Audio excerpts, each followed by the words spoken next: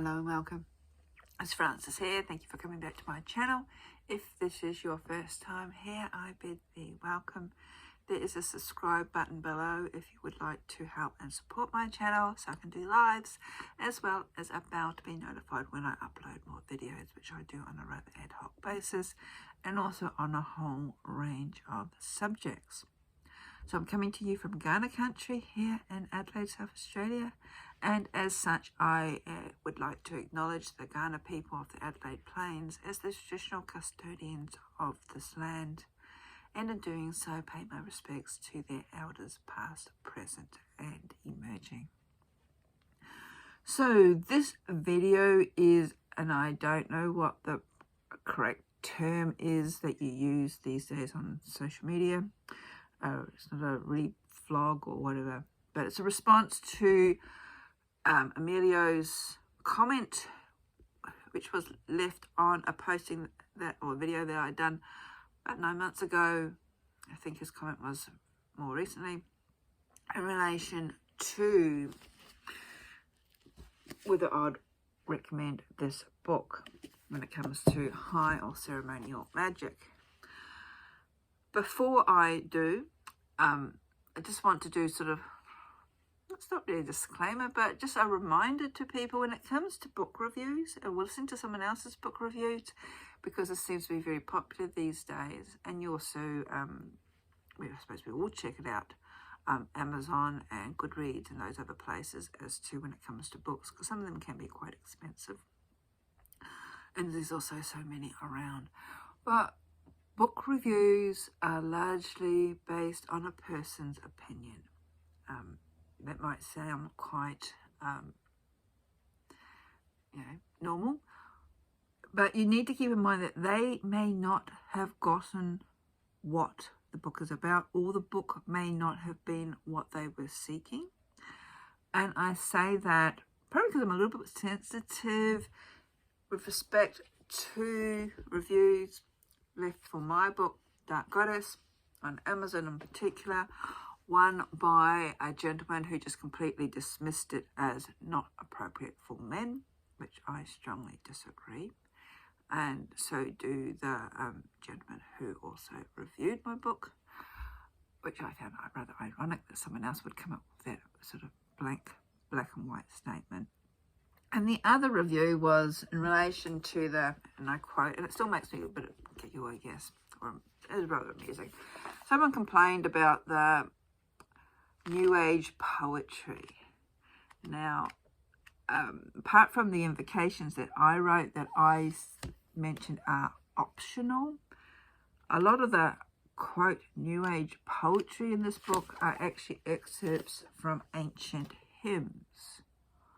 So I don't quite understand where they're getting at, but that's just an indication to say clearly those two people didn't understand or came to my book with other opinions or preconceived ideas as to what the book should be about, what they were hoping the book would be about, and it didn't live up to their expectations. So, which is fine.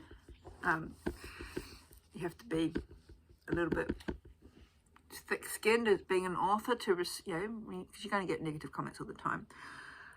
But it doesn't mean that the book is a bad book.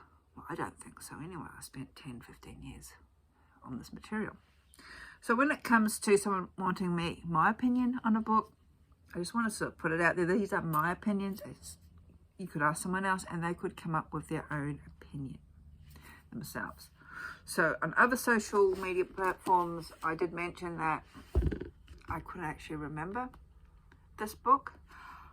My copy is 2006, so I would have purchased it around about 2006, 2007. It actually looks like I haven't read it or opened it or worked my way through it, which isn't uncommon for me. I'll get a book, put it down, and then, because my interest in magic sort of waxes and wanes, and I get onto different tangents and topics, things that take my interest, or someone else has put out another book and I may have just put this on my shelf. So looking at it, it's a big book, over 300 pages, and if it's anything to go by Liam Thomas Christopher has set this out as a comprehensive guide of self-initiation using Israel Regardley's Golden Dawn. So he sort of put the lectures together in a way using the Golden Dawn formula and a style of ritual magic, where there are regular exercises, so you could actually start at page 1 and work your way all the way through, and you will be gaining the benefit or the knowledge base. I wouldn't say equivalent to if you belong to a lodge, because it's never quite the same being a solitary as opposed to if you worked in a lodge or a coven or a group, but you'll be getting a similar understanding to a certain degree, or as much as you can on your own self. It's very similar in ways to the Cheerios, I think it's called the Self-Initiation to the Golden Dawn, which is a green book, which I don't have out here, it's inside. Their book is set up in lectures, and they also have a lot of astrology. Just looking at this book, he doesn't go into the astrology as in depth as they do in their book. So I said very similar formatting or setting out, very similar topics. So it's much of a muchness. He starts off with, or this book starts off with the Lesser Vanishing Ritual of the Pentagram and the Middle Pillar. Very similar to a lot of other books on ceremonial magic, and that's because those two rituals you really need to understand. If you want to do high magic, especially Golden Dawn orientated high magic, you need to understand the Tree of Life. That's the glyph behind me, not Ganesh, but the drift with the dots. You really need to understand that, because that's sort of the framework upon which a lot of this magic fits around. I see it too as an alternative to Donald Michael Kraig's book, Modern Magick, which is one of my personal favourites. Again, he includes a few different techniques in here that Liam doesn't include in here, but again, as each to their own. This Kraig's book has now been updated. I think it's now 12 lessons, different cover, and yeah, it's as I said, it's much of a muchness as to what you are actually seeking. I do like personally the original material. This is 71, I think, 1971. And then there's also another version, which is the big yellow book. Again, it's very similar material in it, but it's very hard going to get your head around. And what Kraig has done, and also what Christopher has done, is, I wouldn't say simplify it, but have sort of made it more readable for the modern audience without making it watered down, should I say. Can I say that? Yeah. Without watering it down so you feel like an idiot, you've got a sense of degree of intelligence. Ceremonial magic or high magic isn't meant to be for everybody. It is, I wouldn't say an intellectual pursuit, but it can open those doorways to, depending on how far you want to take it, learning Kabbalah and going into the Hebrew alphabet.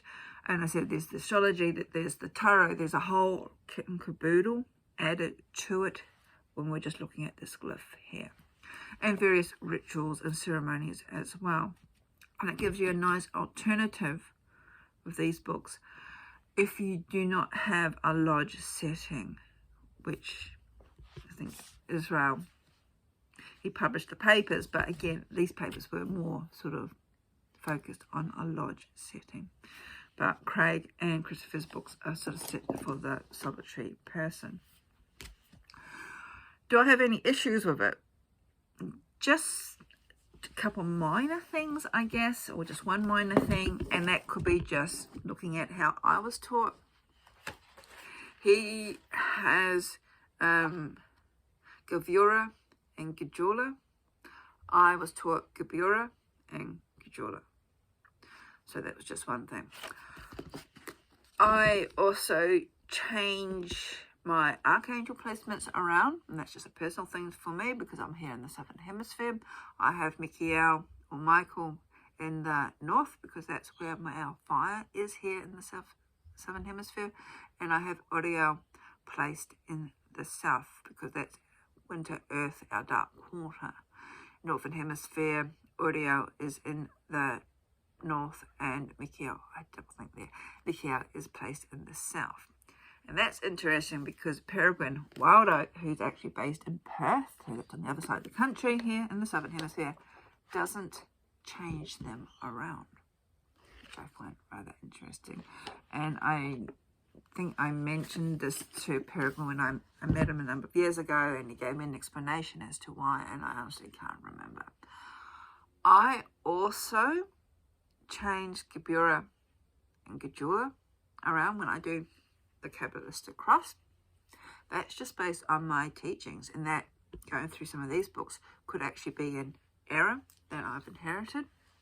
So when I go from my Ata to Malku, and I go to the Gabura, which is my left shoulder as opposed to my right shoulder. So that could be just a habit that I've picked up on, or it could be an error in my teachings, or there could be another reason as to why we were taught that way.